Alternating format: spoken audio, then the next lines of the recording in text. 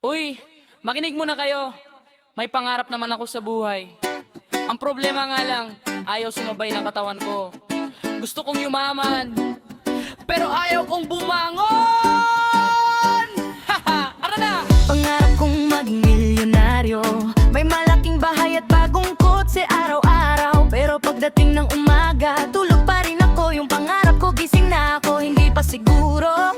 Gusto kong maging sikat sa buong bayan, pero nahihirapan akong bumangon sa higaan. Sabi ko'y magsisimula na ngayong Lunes. Pagdating ng Lunes, naging Martes ang dahilan ko ulit. May notebook akong puno ng mga plano, pati kalendaryo mayon na nakasulat na pangako. Kaso bawat pahina ay may isang kataga. Mamaya na lang ang lagi kong nakikita. Tamad na pangarap, tamad na pangarap. Gusto kong umangat pero nakahiga pa rin sa ulap. Tamad na pangarap, tamad na pangarap. Yaman ang hinahanap pero tulog ang kasagutan. Gusto kong umasenso, gusto kong yumaman, pero una na kumot ang lagi kong kasama. Pangarap ko'y napakalaki, kilos ko naman ay parang nakabakasyon lagi.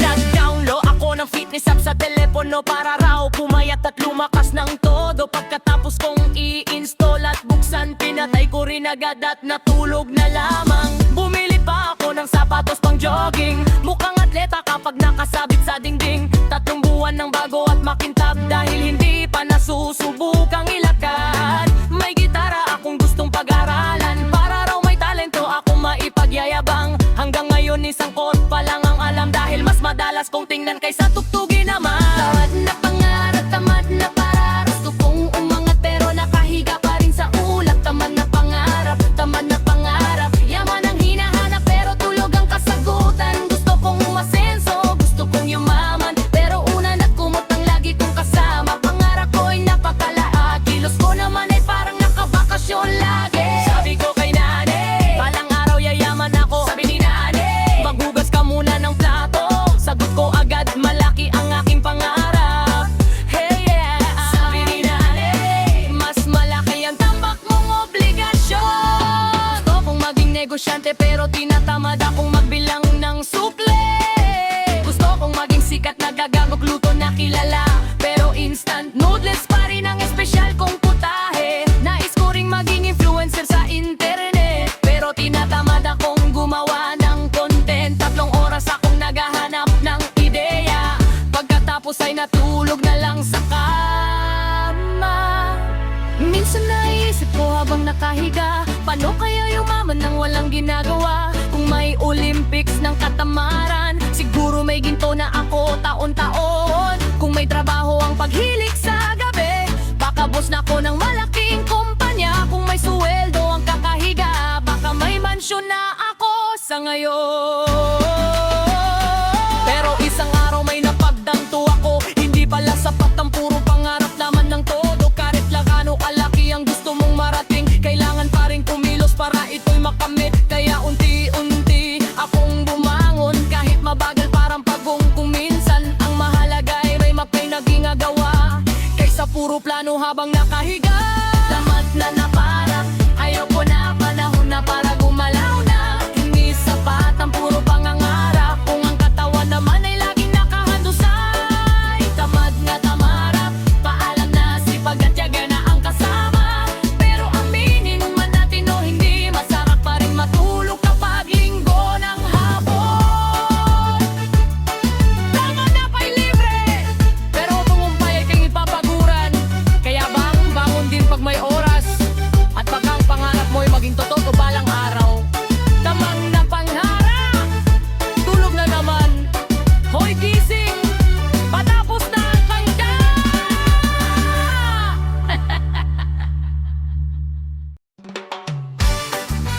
Hoy! Hoy! Hoy!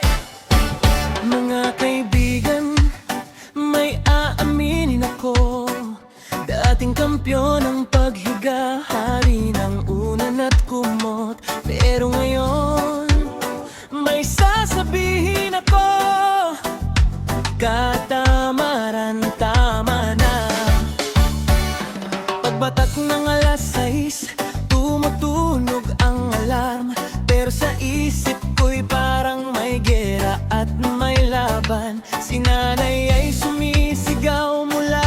kusina. Anak, bumangon ka, tanghali na yata.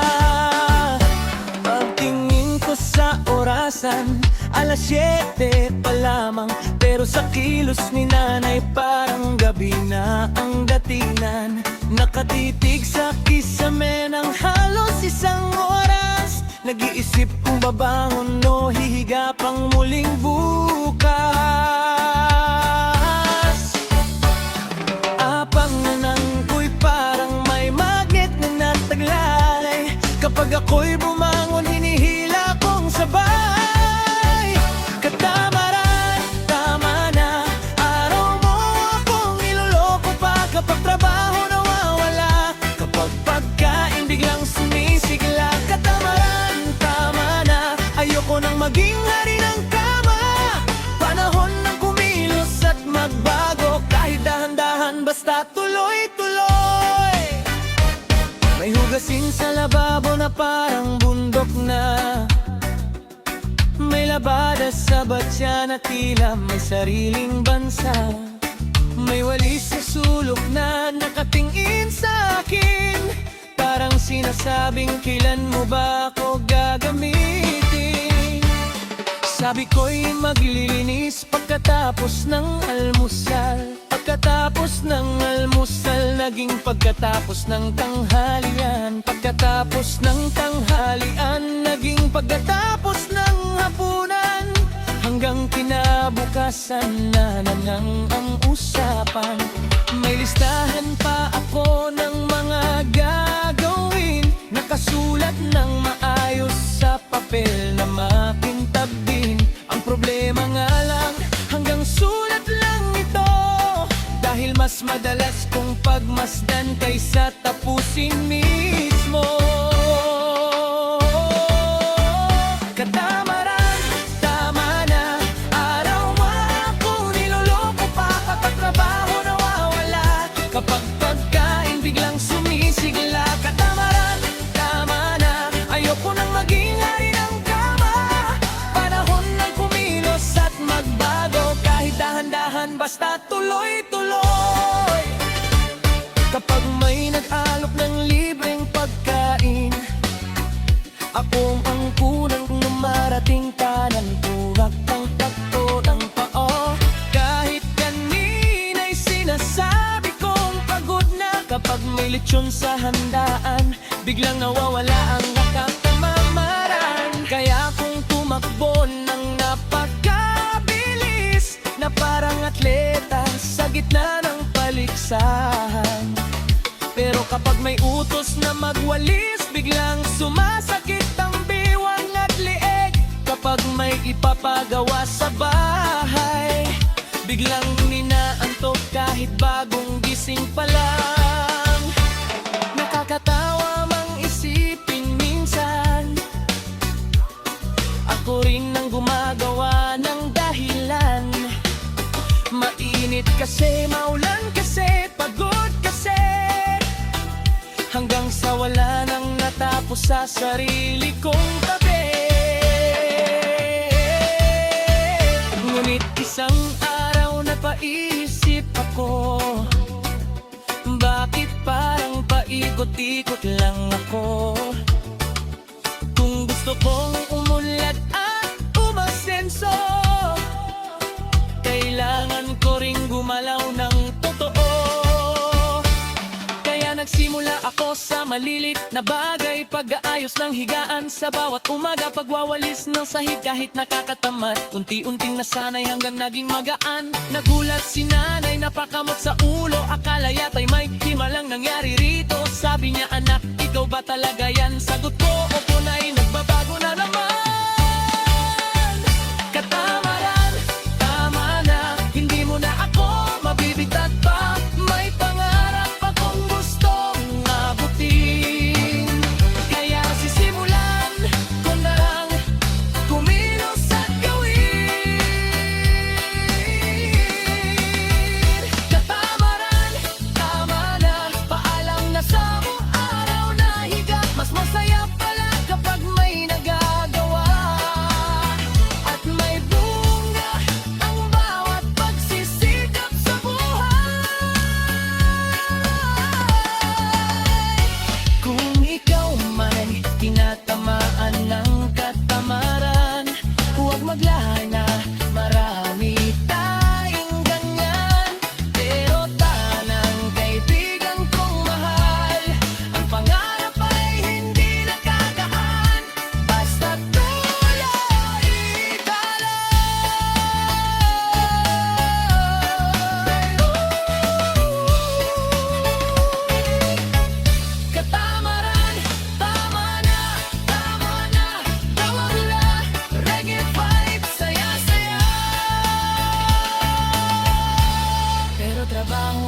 bago higa. Ito'y kwento ng isang taong maraming pangarap, ngunit madalas na natatalo na ang antok at katamaran. Isang kwentong maraming matatamaan, mula sa pagiga hanggang sa pagbangon para sa kinabukasan.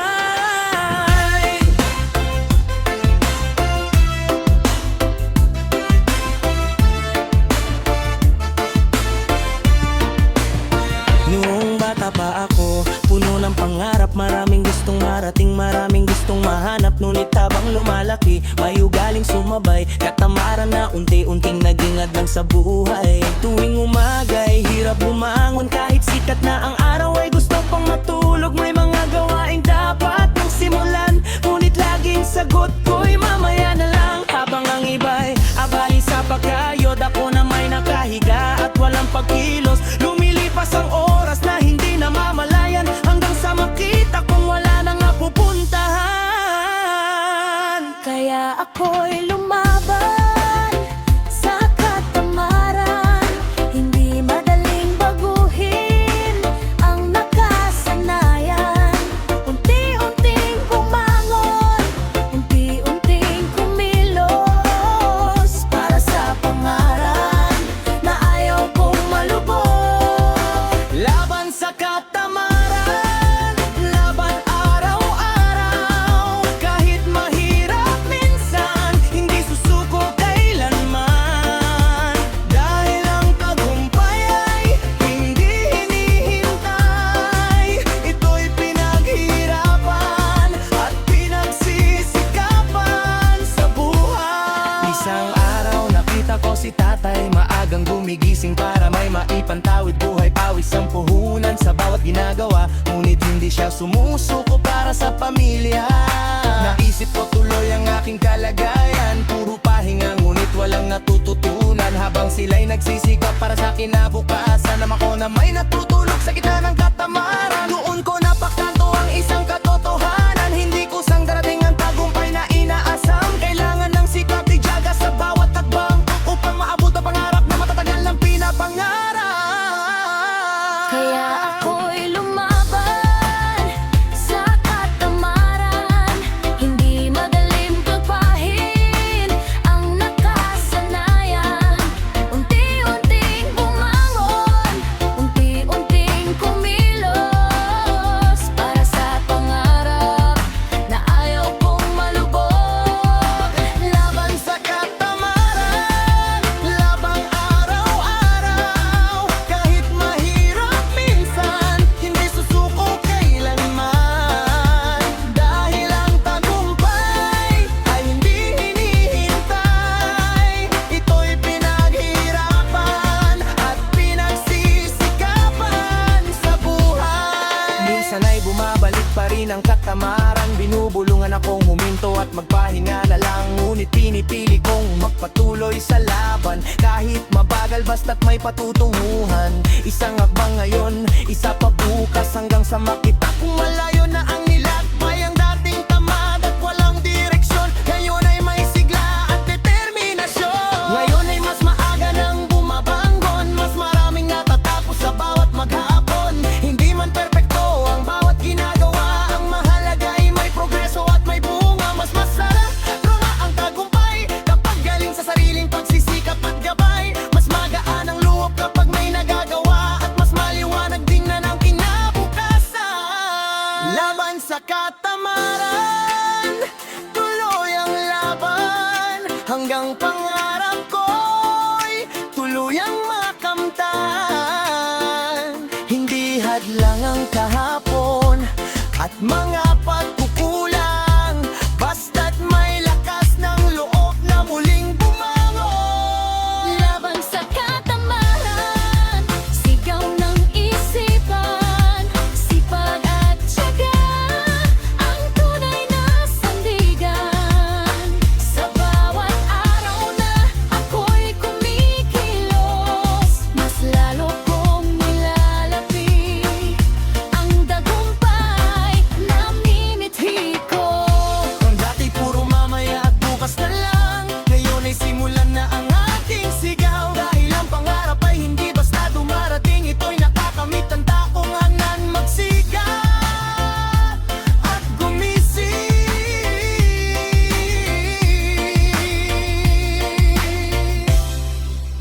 sa katamaran, para sa mas magandang kinabukasan. Tungkol laban sa katamaran. Oy, oy, oy, mga kapitbahay, huwag niyo muna akong hanapin. Busy ako ngayon sa pagiga. Tara na, kantahan natin ang tunay na hari ng katamaran. Alas 6 pa lang ng umaga, tumunog na ang alarm ko. Pinatay ko na ang pinatay. Sabi ko mamaya na to. Si nanay ay sumisigaw, bangon ka na anak. Pero ako'y nakakulambo pa. Yakap-yakap ang unan. May labada sa likuran, may hugasin sa kusina, may walis sa may sulok na ilang araw nang nakatayo. Pero ako'y nakahilata parang hari sa trono. Kahit simpleng pagbangon gusto kong pag-isipan. Ako ang hari ng katamaran. Higa ngayon, bukas na lang. Kapag may trabaho nawawala, kapag pagkain nauna. Hari ng katamaran, no, ako yan. Kahit anong utos parang hangin lang. Pero pag may merienda na masarap, nauna pa ako sa lahat. Sabi ko mag-i-exercise para lumakas ang katawan. Pagdating ng umaga, tulog pa rin hanggang tanghalian. May sapatos nang nakahanda, may tubig sa lamesa. Pero ang natuloy lang ay panonood sa telebisyon. Si kumpare ay nagtrabaho, may ipon na sa bangko. Ako naman ay abala sa paghiga sa kwarto. Kapag may nagtanong kung bakit wala akong ginagawa, sasagot ako ng mabilis, nagpapahinga pa. Akong hari ng katamaran. Higa ngayon, bukas na lang. Kapag may trabaho nawawala, kapag pagkain nauna. Hari ng katamaran, no, ako yan.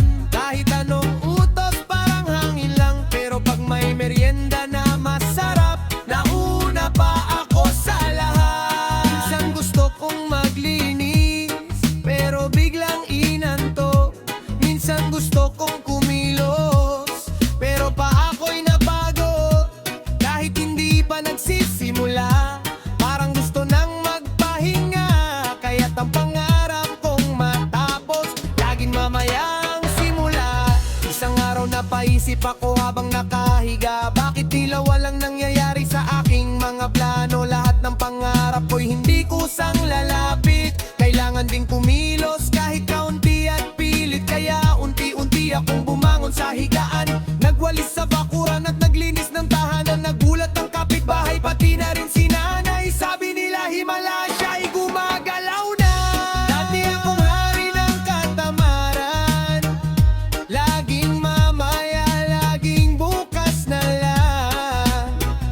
Ngayon ay natututo ng kumilos at lumaban, para maabot ang mga pangarap na inaasam. Paalam na sa katamaran, oras na para kumilos naman. Pero kapag linggo at walang gawain, kaunting higa pwede pa rin.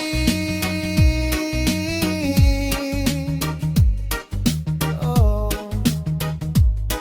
Ha. Hari ng katamaran, nagbago rin. Mula sa higaan hanggang sa tagumpay natin. Reggae vibes, tawanan at aral, kilos-kilos din para sa magandang bukas. Yes,